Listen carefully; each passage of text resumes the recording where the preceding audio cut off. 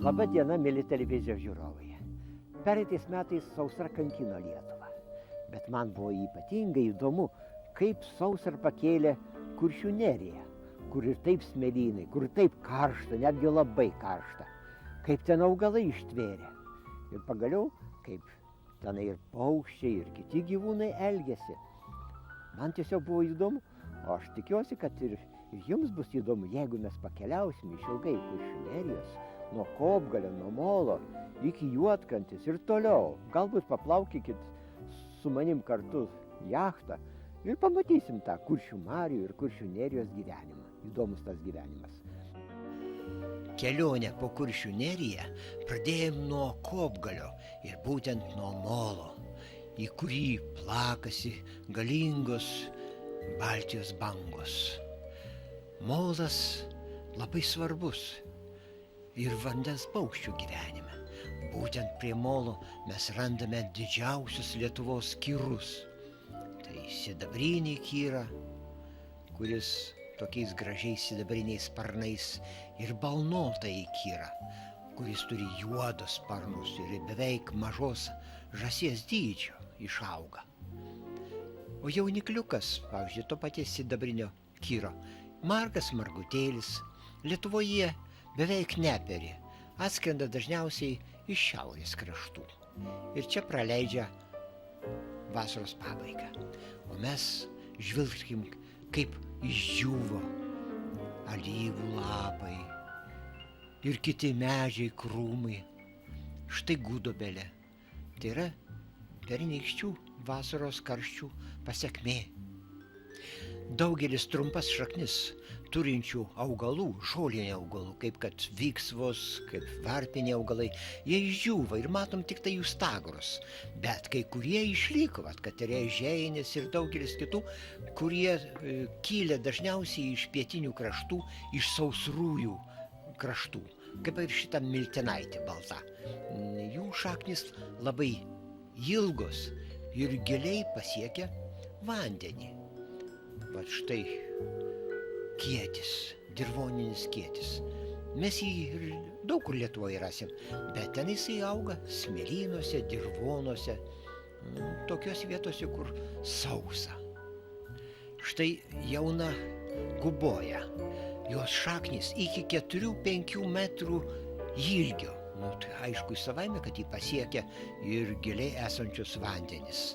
Bet suaugusi guboja išdžiūna vasaros pabaigoje ir ritenasi vėjo pučiama, kaip sakant, nulaužta. Taip, kad rusai ją ir vadina perikati polė. O štai bajorė, trūkažolė, jų šaknis taip pat labai ilgos ir joms sausra netokia baisi.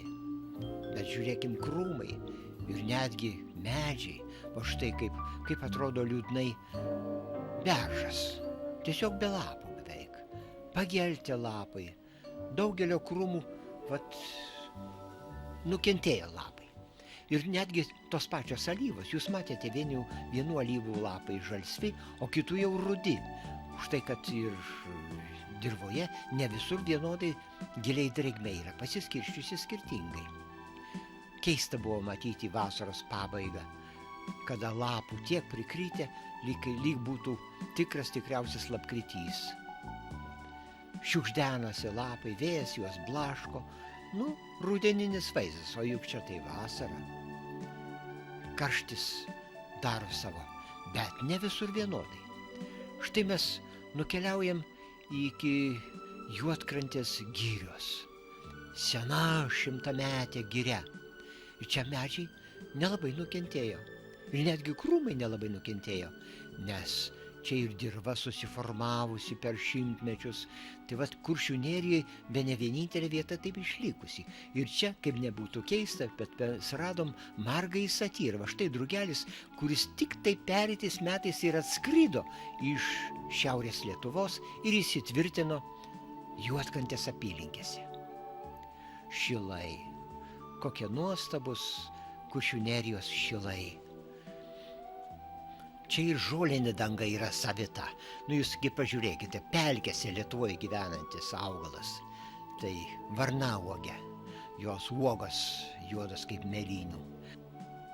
O štai Linėja vasaros vidury žydinti baltais varpeliais. Jį tiek patiko pačiam Linėjui, kad jisai netgi savo pavardę pakrikštijo šitą augaliuką.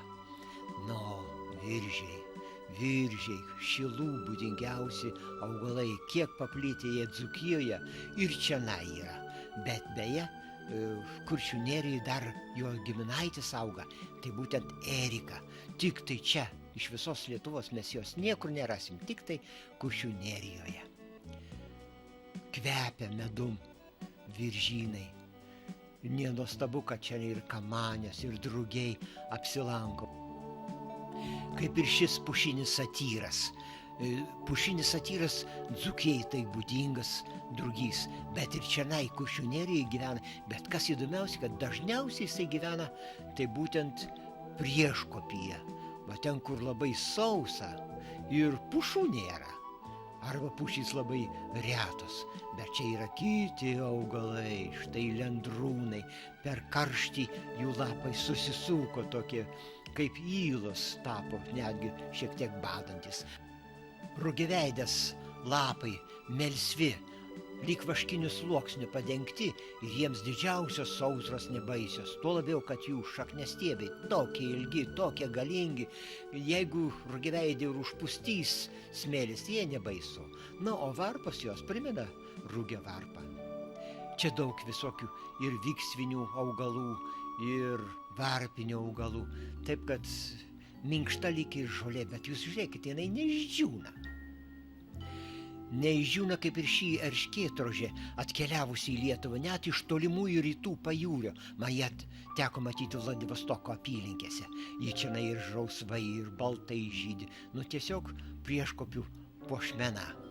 Kaip ir šitas putelis, būdingas prieškopio kopoms. Tai vat. Na, o kągi, o guboja taip pat ne Lietuvos augalas, atkeliavusi iš tolimų stepinių rajonų. Bet net keista, karklas tai paprastai auga drėgnos vietose, o čia kopose, pažiūrėkit, puikiausiai savo auga ir nelabai nukentėjo nuo sausros. Lygiai panašiai kaip ir šitas šaltalankis. Šaltalankis, tik tai, kad jisai čia uogas retai, labai retai sunokina. Už prieškopių susidaro užuovėje, čia saulutės tai daug ir vėjo mažiau. Labai malonu ir vaikams pažaisti, ir suaugusiam pasideginti saulutėje. Viena iš maloniausių vietų. O štai miško pradžioje mes matom samanas. Samanas, atrodo, tokioj sausoj vietoj, samanas neturėtų augti. Bet jūs pažiūrėkit, kaip jos puikiai prisitaikė. Ir šią sausringiausią vasarą jos žaliuoja kaip žaliausias. Atrodo, kad joms tas sausra visiškai nieko blogo ir nepadarė. Gražu už prieškopių čia pažiūrėti į tą mišką, kuris kopos baigėsi, smėlio dar labai daug. Ir čia išauga labai keista, bet pažiūrėkit, tikrai bonsai. Pušaitės labai keistos. Nu, mes patenkam į Juodkrantę. Juodkrantė dabar atjaunėjusi, pagražėjusi, krantinė kokia nuostabi. Ir nenuostabu, kad čionai pamėgo šito kraštą ir antys, kurios čia ir savo vaikus išvedė. Ir jaučiasi, lyg būtų lyg kokios naminės, net keista žiūrėti. O išilgai Kuršių nerijos juk traukia daugybė įvairiausių paukščių. Ir baltosios kielės, ir varnėnai, ir kregždės ištisais pulkeliais traukia į pietus, sustodamas prie Kuršių marių. Čionai juk daugybė uodų yra, maisto pakanka. Nu, man pavyko paplaukyti jachtą su patyrusiu kapitonu, kuris papasakoja apie vandens paukščius, kuris gerai pažinojo, apie pilkasias kopas, kurios marios dabar intensyviai pradėjo graužti. Graužtė graužia. Matėme kormoranus, kurių didelė kolonija yra šalia Juodkrantės. Ir ten, kur kormoranai peri, miškas nuo jų išmatų praktiškai yra žuvęs, styro pliki medžiai.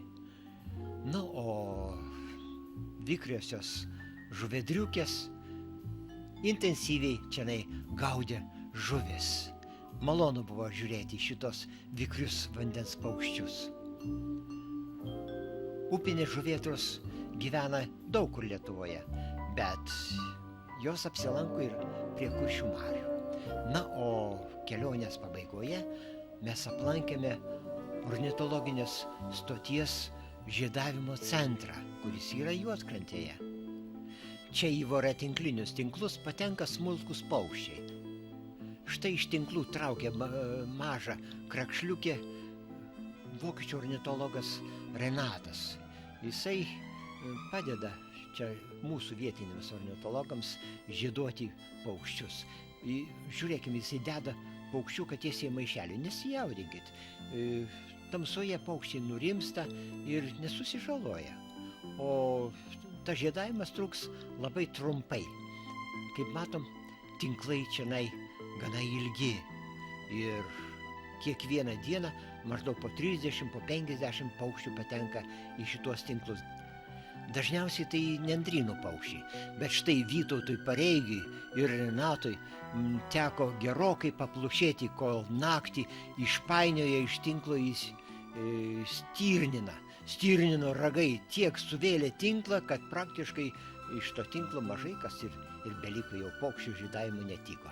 O štai paukščiukai sugauti, jie toliau apžiūrimi, matot, papūtos žiūrima jų įmetimas, žiūrima jų riebalingumas, paukštis išmatuojamas, toliau pasveriamas labai keistai, įdėjus į popierinę tūtelę, kad nesiblaškytų.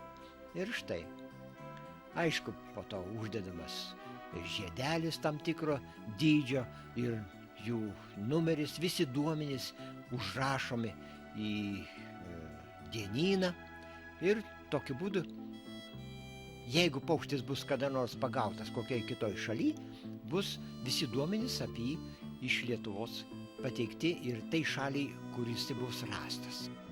Sausra tai gamtos kaprizas. Įsitikinome, kad Kuršių nerijos gamtai sausra didesnės žalos nepadarė. Ir šiais metais Kuršių nerija žalios, kaip žaliavus, ir paukščiai giedos, kaip giedoja.